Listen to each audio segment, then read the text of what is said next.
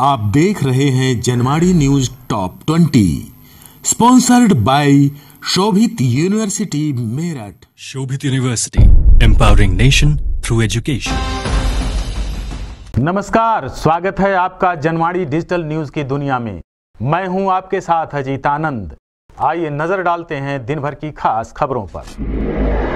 देश के खिलाफ साजिश, राज्यों में हिंसा और टेरर फंडिंग का पीएफआई पर आरोप, 5 साल के लिए लगाया गया प्रतिबंध। केंद्र सरकार ने पॉपुलर फ्रंट ऑफ इंडिया और उससे जुड़े संगठनों पर 5 साल की पाबंदी लगा दी है।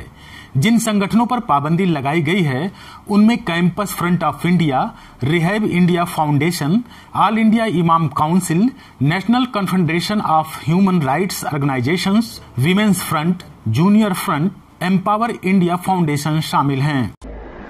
पीएफआई के काले कारनामों की होम मिनिस्ट्री ने जारी की लिस्ट।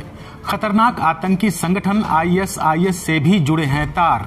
गृह मंत्रालय ने पीएफआई और उससे जुड़े संगठनों के खेल और काले कारनामों की एक लिस्ट भी जारी की है, जिससे यह पता चलता है कि ये सभी संगठन देश के कई राज्यों में दंगा करवाने, हत्याएं करवाने और देश के खिलाफ साजिश रचने में लिप्त रहे हैं। पीएफआई के तार खतरनाक आतंकी संगठन आईएसआईएस से भी जुड़े हैं। केरल से गिरफ्तार पीएफआई के प्रचारक शफीक पायथ ने किया बड़ा खुलासा। बताया, झूठी कहानी कहकर खाड़ी देशों से जुटाते थे पैसा। पॉपुलर फ्रंट ऑफ इंडिया यानी पीएफआई के प्रचारक व सक्रिय सदस्य खाड़ी देशों से जकात का पैसा जुटाते हैं। इसके लिए वहां के अमीर कारोबारियों को भारत में मुस्लिमों पर जुल्म की झूठी कहानी बयां करते हैं, फिर उन्हीं पैसे से भारत में आतंक की पाठशाला चलाते हैं। इसका खुलासा केरल के कोझिकोड से ईडी की गिरफ्त में आए पीएफआई प्रचारक शफीक पायथ की पूछताछ में हुआ है। विदेशी खुफिया एजेंसियों का मोहरा बन चुका था पीएफआई। टारगेट किलिंग व सांप्रदायिक विवाद में मिले अहम सबूत। केंद्रीय गृह मंत्रालय द्वारा जारी नोटिफिकेशन में कहा गया है कि पीएफआई के फाउंडिंग मेंबर्स सिम्मी से जुड़े रहे हैं। ये संगठन भारत में प्रतिबंधित हैं। जमात उल मुजाहिदीन बांग्लादेश के साथ भी पीएफआई के संबंध बताए जाते हैं। इस पर भी बैन लगा हुआ है। दिल्ली पुलिस के पूर्व स्पेशल सीपी करनैल सिंह मानते हैं कि पीएफआई की गतिविधियां संदिग्ध रही हैं। जांच एजेंसियों को काफी मजबूत सबूत मिले हैं। विदेशी खुफिया एजेंसियां ऐसे संगठनों को ही मोहरा बनाकर देश में तोड़फोड़ की साजिश रचती हैं। पीएफआई पर प्रतिबंध लगाना बहुत जरूरी था।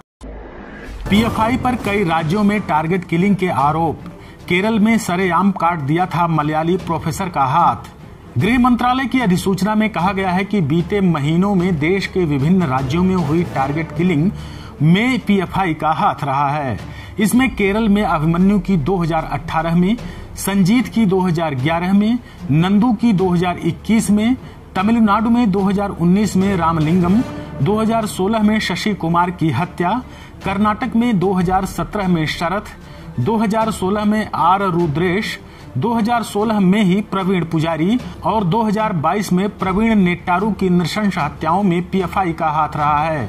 इन हत्याओं का एकमात्र मकसद देश में शांति भंग करना और लोगों के मन में खौफ पैदा करना था।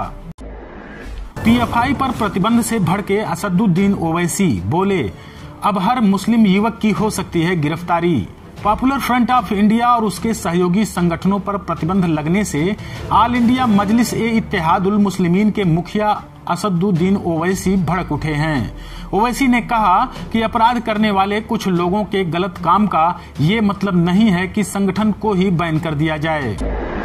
कांग्रेस सांसद ने की आरएसएस पर प्रतिबंध लगाने की मांग। बोले, पीएफआई पर प्रतिबंध लगाना कोई उपाय नहीं। पीएफआई पर प्रतिबंध लगते ही केरल में कांग्रेस पार्टी के सांसद के सुरेश भड़क उठे। उन्होंने कहा, पीएफआई पर प्रतिबंध लगाना कोई उपाय नहीं है। हम आरएसएस पर भी प्रतिबंध लगाने की मांग करते हैं। आरएसएस पूरे देश में हिंदू सांप्रदायिकता फैला रहा है। पीएफआई पर लगे बैन को लेकर लालू प्रसाद यादव हुए नाराज। बोले, सबसे पहले आरएसएस को प्रतिबंधित कीजिए। देश में 5 साल के लिए पीएफआई पर लगे बैन को लेकर आरजेडी सुप्रीमो लालू प्रसाद यादव खासा नाराज दिखे। पीएफआई बैन पर बात करते हुए लालू प्रसाद यादव ने कहा कि सबसे पहले आरएसएस पर बैन लगाना चाहिए। ये लोग हर बात में हिंदू मुस्लिम करते हैं। दिग्विजय सिंह भी लड़ेंगे कांग्रेस अध्यक्ष पद का चुनाव। आज रात पहुंचेंगे दिल्ली, जल्द कर सकते हैं नामांकन। मध्य प्रदेश के पूर्व सीएम दिग्विजय सिंह कांग्रेस अध्यक्ष पद का चुनाव लड़ेंगे।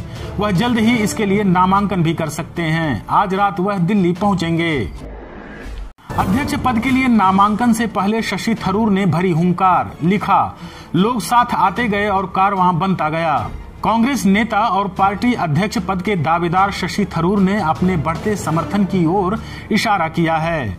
उन्होंने अपने आधिकारिक ट्विटर हैंडल से उर्दू के प्रसिद्ध शायर मजरूह सुल्तानपुरी का एक शेर पोस्ट किया है। गौरतलब है कि कांग्रेस नेता आगामी 30 सितंबर को पार्टी अध्यक्ष पद के लिए अपना नामांकन भरेंगे। आप देख रहे हैं Janwadi news top 20, sponsored by Shobhit university Meerut. Shobhit University, empowering nation through education. आम आदमी पार्टी विधायक अमानतुल्लाह खान को मिली जमानत। दिल्ली वक्फ बोर्ड में गबन करने का लगा है आरोप। आम आदमी पार्टी के विधायक और दिल्ली वक्फ बोर्ड के अध्यक्ष अमानतुल्लाह खान को बुधवार को कोर्ट ने जमानत दे दी है। विधायक के खिलाफ वक्फ बोर्ड में लेन देन में हेरफेर करने का आरोप लगा है। अदालत ने 26 सितंबर को खान को 14 दिनों की न्यायिक हिरासत में भेज दिया था।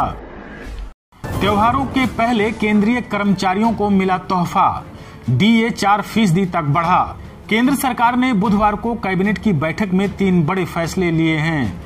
केंद्रीय सूचना एवं प्रसारण मंत्री अनुराग ठाकुर और रेल मंत्री अश्विनी वैष्णव ने बताया कि सरकार ने केंद्रीय कर्मचारियों को त्योहारों के पहले बड़ा तोहफा दिया है। कैबिनेट ने महंगाई भत्ते में 4% की वृद्धि को मंजूरी दे दी है। रेवाड़ी में रोडवेज बस से टकराई कार, 5 युवकों की मौत, 11 यात्री हुए घायल। आज बुधवार को हरियाणा के रेवाड़ी जिले में गांव सालावास के पास एक लाल रंग की क्रेटा कार असंतुलित होकर जयपुर की तरफ से आ रही रोडवेज बस से जा टकराई, जिससे मौके पर ही 5 युवकों की मौत हो गई और 11 यात्री घायल हो गए।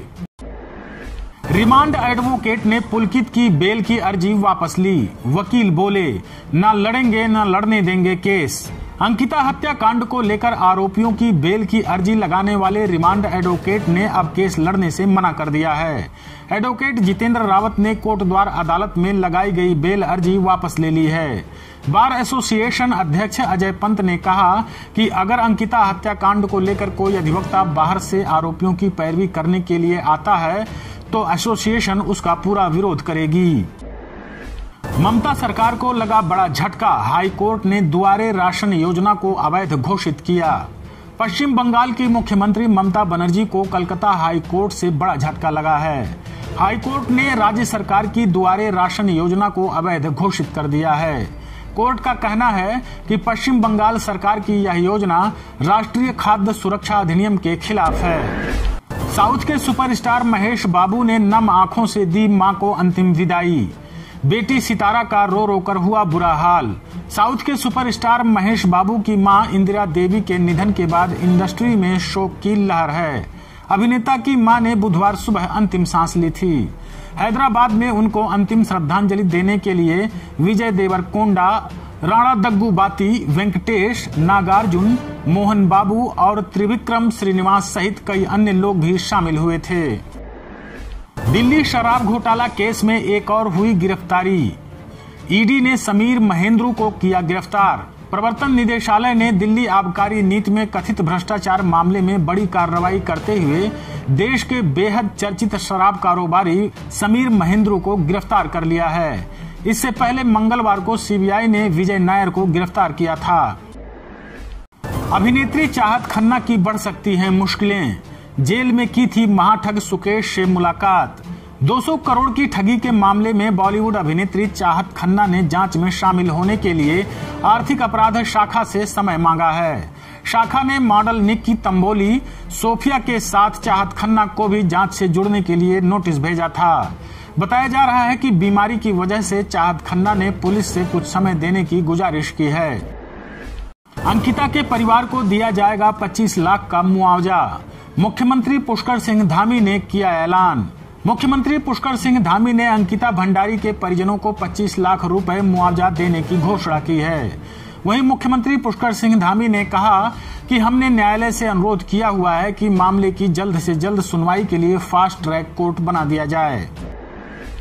जनपद न्यायाधीश संघ डीएम और एसएसपी अचानक पहुंचे जिला कारागार।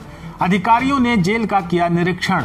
मेरठ जिले के जनपद न्यायाधीश रजत सिंह जैन, जिलाधिकारी दीपक मीणा, वरिष्ठ पुलिस अधीक्षक रोहित सिंह सजवाड़ आज अचानक जिला कारागार पहुंचे। अधिकारियों ने महिला बैरक, पाकशाला, चिकित्सा वार्ड आदि का निरीक्षण कर विचाराधीन एवं सजा याफ्ता कैदियों से जिला कारागार द्वारा दी जा रही सुविधाओं के संबंध में जानकारी ली। आप देख रहे हैं Janwadi news top 20, sponsored by Shobhit university Meerut. Shobhit University, empowering nation through education.